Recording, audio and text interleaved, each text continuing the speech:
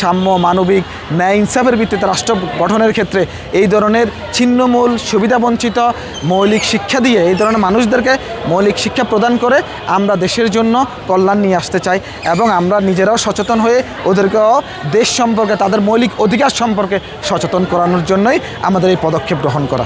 এবং এটা আমাদের আসলে আজকে একটু আমরা অনেক আগেই উদ্যোগটা গ্রহণ করেছি।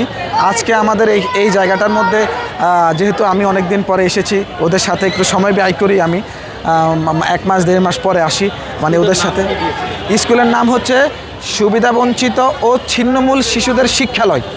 এটা জগন্নাথ বিশ্ববিদ্যালয় ছাত্রদল কর্তৃক পরিচালিত, আর আমরা এটা উদ্যোগ নিয়েছি এবং এটা আমাদের কার্যক্রম সপ্তাহে 1 দিন ক্লাস অব্যাহত থাকবে। এবং আজকে ওদেরকে কিছু খেলার সামগ্রী উপহার দেব, তাদের সাথে আমরা খাবো, দুপুরে খাওয়া দাওয়া করব এবং তাদেরকে বিভিন্ন ধরনের গিফট করব। এগুলো নিয়েই কিন্তু আমাদের এই উদ্যোগটা গ্রহণ করা।